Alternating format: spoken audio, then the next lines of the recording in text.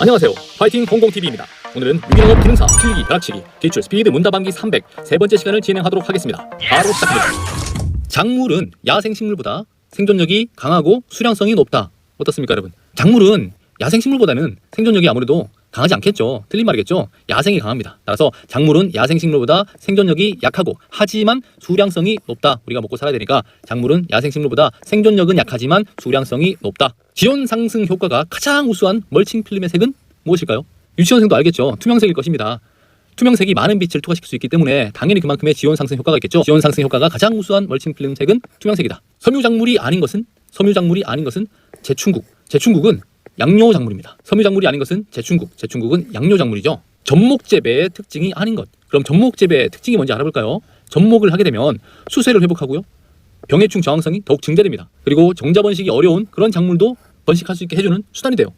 또한 환경 적응력 또한 강화가 됩니다. 약화가 됐다 그러면 틀린 답이에요. 접목재배의 특징. 접목재배 좋은 거구나. 접목재배는 수세도 회복시켜주고 병해충 저항성도 증대시켜주면서 종자 번식이 어려운 작물도 번식할 수 있게 해주면서 거기에다가 환경 적응력까지 강화시켜주는구나. 이렇게 이해하시면 되겠습니다. 토양에 수분이 포화된 상태입니다. 이 토양에서 위쪽 방향의 증발을 방지하면서 아래 방향이죠. 중력수를 배제하고 남은 수분 상태를 포장 용수량이라고 한다. 이렇게 생각하실게요.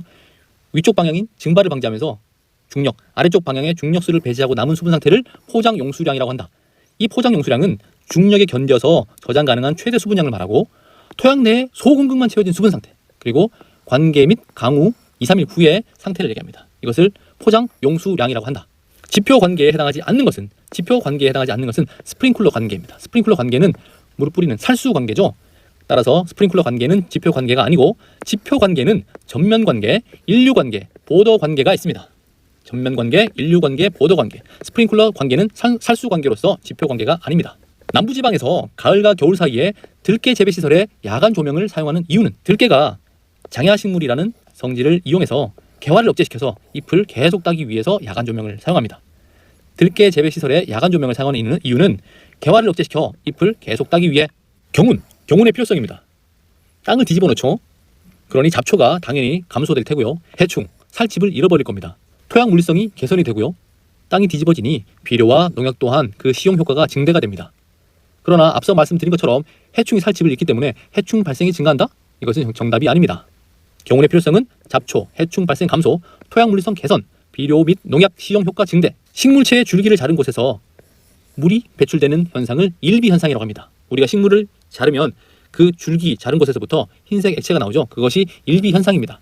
이것은 뿌리세포의 근압에 의한 능동적 흡수에 의해서 일어나는 현상입니다. 줄기를 자른 곳에서 물이 배출되는 일비현상은 뿌리세포의 근압에 의한 능동적 흡수에 의해 일어나는 현상입니다. 풍해의 생리적 기구가 아닌 것은 바람에 의한 피해죠. 바람이 많이 불면 기공이 막힐 수가 있고요. 기공 폐쇄, 식물의 호흡이 증가됩니다. 그리고 당연히 광합성이 저하가 되겠죠. 그러나 독성 물질의 생성, 바람이 많이 분다고 해서 독성 물질이 생기지 않죠. 풍해의 생리적 기구는 기공 폐쇄, 호흡 증가, 광합성 저하. 생리적 기구가 아닌 것은 독성 물질의 생성입니다. 한계 일장이 없고 대단히 넓은 범위의 일장 조건에서 개화하는 식물을 중성식물, 중일성식물이라고도 합니다. 한계 일장이 없고 대단히 넓은 범위의 일장 조건에서 개화하는 식물을 중성식물, 중일성식물이라고 한다. 한계 일장보다 긴 것은 뭐죠? 장일식물이고요. 한계 일장보다 짧은 것은 단일식물. 그리고 어느 좁은 범위의 특정 일장에서만 개화하는 식물을 중간식물이라고 합니다. 추가로 알아둘게요. 지리적 미분법을 적용한 작물의 기원을 탐색한 학자는 바비입니다. 바빌로프. 지리적 미분법을 적용하고 작물의 기원을 탐색한 학자는 바빌로프. 인산질 비료 설명에 대한 틀린 것은 용성인비에 대해서만 가져가겠습니다. 용성인비는 수용성 인산을 함유하고 작물에 속히 흡수된다. 아니죠. 용성인비는 어떻습니까? 구용성 인산이며 염기성입니다. 따라서 용성인비는 수용성 인산을 함유하며 작물에 속히 흡수된다. 틀렸습니다. 구용성 인산이고 염기성입니다. 멀칭 이용성에 관련된 문제입니다. 생육과 관련돼서 보온 효과가 크기 때문에 보통 재배의 경우보다 생육이 늦어져 만식 재배에 널리 이용된다? 아니죠. 보온 효과가 더욱 크기 때문에 빠른 파종이 가능합니다. 그래서 조식 재배에 이용됩니다. 생육 관련 보온 효과가 크기 때문에 빠른 파종이 가능하고 이에 따라 조식 재배에 이용된다. 멀칭 이용성 관련입니다. 대기 중에 습도가 높으면 대기 중에 습도가 많아요. 그러면 잎이 증산작용이 감소하겠죠. 이미 대기에 습도가 많기 때문에 잎의 증산 또한 감소하게 됩니다. 증가한다고 한다면 틀린 답입니다. 동상의 응급대책은 이랑을 높여 뿌림골을 깊게 동상에 대한 응급대책은 이랑을 높여 그리고 뿌림골은 깊게 높이차를 준다는 겁니다. 응급대책으로서는 높이차를 둔다. 이랑을 낮추어 뿌림골을 얕게 한다 라고 한다면 틀린 답입니다. 동상의 때는 이랑을 높이고 뿌림골을 깊게 해서 차이를 둔다. 작물에 득이 되는 유익한 토양미생물 활동이 아닌 것은 탈질작용이다. 질산염의 환원과 탈질작용 이와 같은 것들은 유해작용에 속합니다. 따라서 작물에 유익한 토양미생물 활동이 아닌 것은 탈질작용. 다음은 작물의 내동성과 관련된 질문입니다. 지방 함량과 관련돼서 지방과 수분이 공존할 때 빙점 강화도가 작아지므로 지유 함량이 높은 것이 내동성이 강하다. 윗줄이 틀렸죠.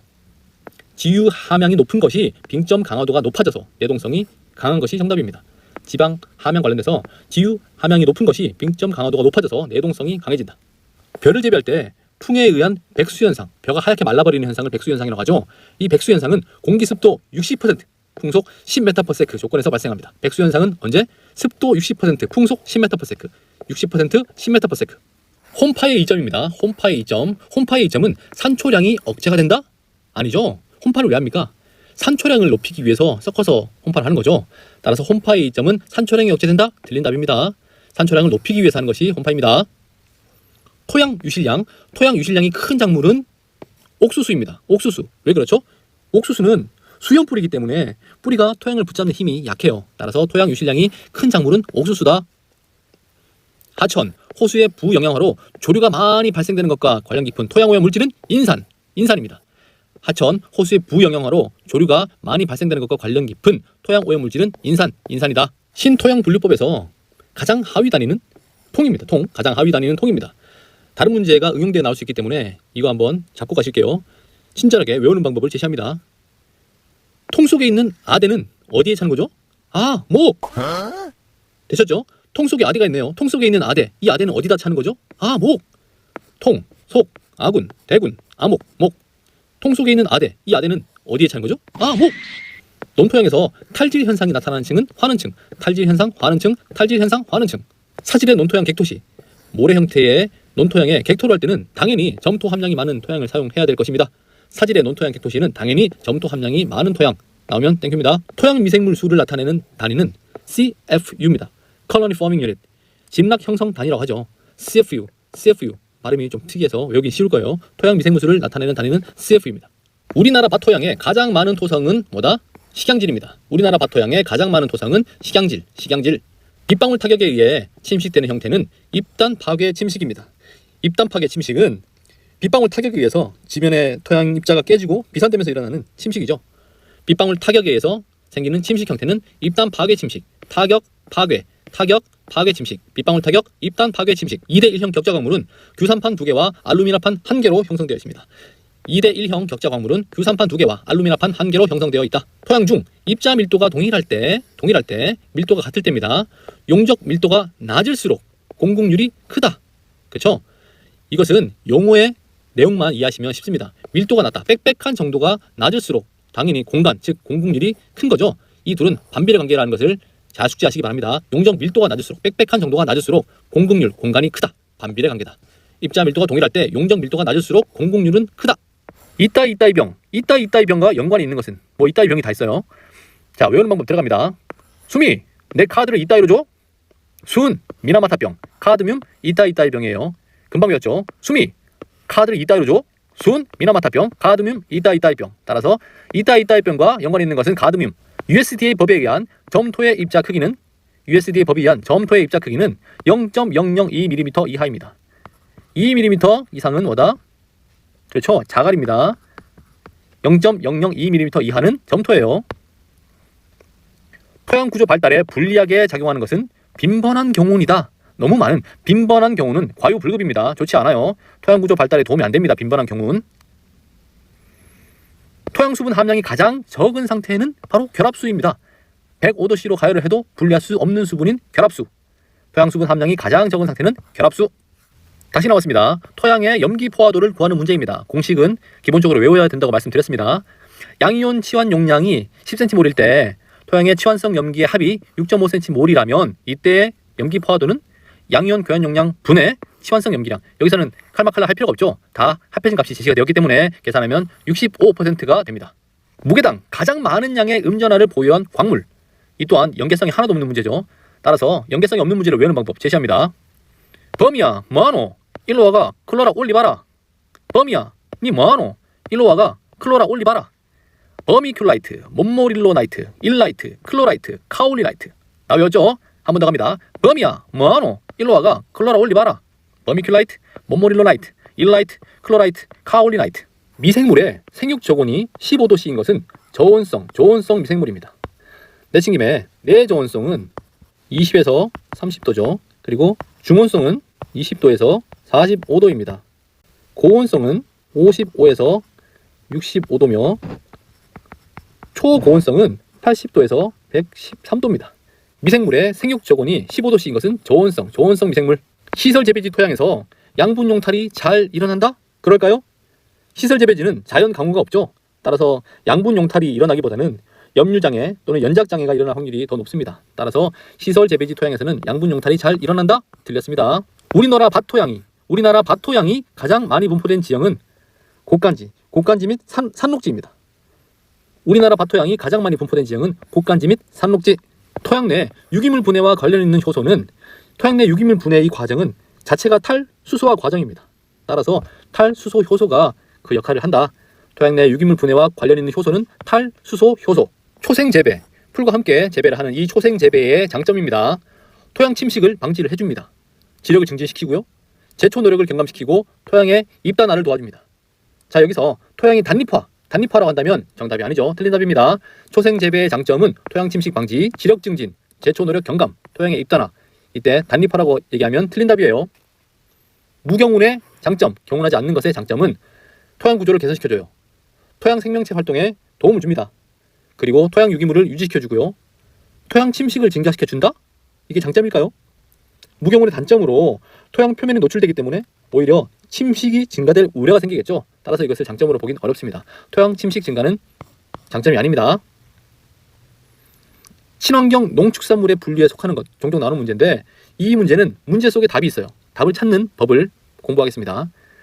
이 문제의 답은 무농약 농산물입니다. 자, 여기에서 답이 다 있어요. 친환경은 유기농 또는 무농약으로 인식하시면 되겠습니다. 친환경 농, 유기농산물, 친환경 축, 유기축산물, 친환경 산, 유기임산물, 그죠? 친환경 무농약 농산물 됐죠? 다시 한번 친환경 농, 유기농산물, 친환경 축, 유기축산물, 친환경 산, 유기임산물, 그리고 친환경 무농약 농산물. 퇴비를 제조하는 과정, 퇴비를 만들 때 보면 우리가 보기에도 거무스름하고 뭔가 불쾌한 냄새가 나는 그 퇴비, 그 과정상 이러한 거무스름하고 불쾌한 냄새가 나는 이유가 뭘까요? 퇴비 더미의 구조와 통기가 거의 희박하기 때문에 이러한 거무스름하고 불쾌한 냄새가 난다. 퇴비 제조 과정상 이러한 거무스름하고 불쾌한 냄새가 나는 이유는 퇴비 더미 구조와 통기 희박 때문이다. 시설의 일반적인 피복 방법은 이렇게 외웁니다. 커튼의 외면은 다중 피복이다. 우리 집 커튼의 외면, 바깥면은 여러 겹 피복이다. 커튼의 외면은 다중 피복이다. 커튼 피복, 커튼 피복, 외면 피복, 다중 피복. 커튼 피복, 외면 피복, 다중 피복. 원 피복은 정답이 아니에요. 커튼의 외면은 다중 피복. 경종적 방제법 관련돼서 생육기 조절입니다. 밀의 수확 시기를 당기면 병의 피해가 줄어들죠. 그래서 밀은 당겨서 수확을 하려고 하는 거죠. 늦추면 어떻게 된다? 피해가 늘어납니다. 그래서 당겨서 수확을 하려고 하는 것이고, 따라서 밀의 수확 시기를 당기면 병의 피해가 줄어든다. 밀의 수확 시기를 당기면 병의 피해가 줄어든다. 축사 조건으로 사료와 음수는 가까이 둘 것. 이것은 기본이죠. 동물이나 사람이나 배식대하고 음수대하고 가까이 둬라. 밥을 먹을 때 음료수 먹을 수 있게 해줘라. 물을 마실 수 있게 해줘라. 사료와 음수는 가까이 둘 것. 유기축분을 시용하면요, 질소 함량이 높아서 분해 속도가 낮아집니다. 질소 함량이 낮아서 분해 속도를 촉진시키는 것이 아니라 유기축분을 시용하면 질소 함량이 높아서 분해 속도가 낮아진다. 유기배합 사료 제조용 물질 중 단미사료의 곡산부산물, 여기에 포함되지 않는 것은 타피오카입니다. 타피오카는 근괴류예요. 타피오카는 근괴류. 곡산부산물 포함되지 않습니다. 유기배합 사료 제조용 물질 중에서 단미사료의 곡산부산물에 포함되지 않는 것은 타피오카는 근괴류다. 유기사료란 비식용 유기가공품 인증 기준에 맞게 재배 생산된 사료입니다. 유기사료란 비식용 유기가공품 인증 기준에 맞게 재배 생산된 사료다. 이것은 유기사료의 정의죠. 유기배합 사료 제조용 보조 사료 중에서 완충제는, 유기배합 사료 제조용 보조 사료 중에서 완충제는 중조, 산화마그네슘 혼합물, 이런 것들이 완충제입니다. 벤토나이트는 아니에요. 벤토나이트는 규산염제입니다. 유기배합 사료 중 완충제는 중조, 산화마그네슘, 산화마그네슘 혼합물입니다. 병충해 관리를 위해서 사용할 수 있는 물질은 병충해 관리하기 위해서 사용할 수 있는 물질은 자, 병충해 관리하기 위해서 사용할 수 있는 물질 이렇게 외울게요. 제충, 벌레를 제거하려면 제충하려면 젤 데려와. 제충하려면 젤 데려와. 제충국, 젤라틴, 데리스, 제충국, 젤라틴, 데리스. 제충하려면 젤 데려와. 병충해 관리에 사용할 수 있는 물질 제충하려면 젤 데려와. 경사지 토양 유실을 줄이기 위한 재배 방법은 다시 경사지 토양의 유실을 줄이기 위한 재배 방법은 등고선 재배, 초생대 재배, 그리고 부초 재배, 경운 재배 어떨까요? 경운을 하게 되면 오히려 토양 유실이 더 우려가 되겠죠. 경사지 토양에 대한 유실을 줄이기 위해서는 등고선 재배, 초생대 재배, 부초 재배입니다. 친환경 농축산물이 아닌 것은 우선 답은 고품질 천연 농산물이 답이 아닙니다. 앞서 설명드렸죠. 또 나왔습니다. 친환경 농축산물 문제 답이 있습니다. 친환경은 유기농으로 해석을 하시고요. 또는 무농약. 그리고 친환경 농, 유기농산물, 친환경 축, 유기축산물, 친환경 산, 유기임산물이 있습니다. 그리고 친환경 유기농 농산물 여기 있죠. 나머지 어떠한 좋은 말을 다 갖다 붙여도 안 돼요. 뭐 초절정, 울트라, 자연농산물 이런 거 안 됩니다. 고품질 천연 농산물 안 돼요. 조생종, 생육기간이 짧다. 만생종, 생육기간이 길다. 조생종과 만생종이 뭐죠? 조생종은 일찍 꽃이 피고 성숙하는 품종이고 만생종은 늦게 개화하고 성숙하는 품종입니다. 조생종은 생육기간이 그러므로 짧다. 만생종은 그러므로 길다. 조생종이 가문성이 상대적으로 크다. 가문성, 온도에 대한 것이 더 민감하다. 만생종은 감광성, 빛에 대한 민감도가 더 크다. 조생종은 생육기간이 짧다. 만생종은 길다. 조생종은 감광성에 비해 가문성이 크다. 만생종은 가문성보다 감광성이 크다. 벼입니다. 벼가 영년 연작이 가능한 이유는 담수 조건에서 재배를 하기 때문인데요. 담수 조건은 물을 대고 물을 빼고 이와 같은 과정을 거치면서 토양의 영양분 보충과 교환이 이루어지기 때문에 담수 조건에서 재배함으로써 벼가 영년 연작이 가능합니다. 여러 개의 품종이나 계통을 교배하는 방법은 다계교배. 여러 개의 품종과 계통을 교배하는 방법은 다계교배. 문제에 이미 답이 다 있어요. 화분과 목초의 첫 번째 예취의 적기는 수인기부터 출수기다. 수출이다. 수출. 화분과 목초의 첫 번째 예취 적기는 수출. 수인기부터 출수기. 지붕형 온실과 아치형 온실을 비교하겠습니다. 지붕형 온실과 아치형 온실이에요. 먼저 적설과 관련해서는 지붕형이 아치형보다 슬로프가 즉 경사가 더 있기 때문에 눈치우기가 용이하겠죠. 광선 유입을 볼까요? 광선이 유입되는 것은 아치형이 지붕형보다 더 유리합니다. 프레임이 더 적기 때문이죠. 재료비 관련돼서는 지붕형보다 아치형이 더 저렴합니다. 더 유리해요. 환기 능력은 지붕형이 아무래도 그 형상을 고려했을 때 아치형보다는 더 유리한 환기 능력을 가지고 있습니다. 적설, 지붕형이 유리합니다. 광선 유입은 아치형이 유리해요. 재료비는 아치형이 적게 듭니다. 환기 능력은 지붕형이 더 유리합니다. 우량 품종에 대한 구비 조건은 균일성과 우수성, 영속성, 조산성은 아니죠. 우량 품종에 대한 구비 조건은 균일성, 균일한가, 우수한가, 영속적인가. 이것은 상식선에서도 풀 수 있는 그런 문제입니다. 이상입니다. 유기농업 기능사 스피드 문답 암기 3회는 여기까지입니다. 파이팅 홍콩TV 구독, 좋아요 부탁드리고 저는 더 좋은 강의로 찾아뵙겠습니다.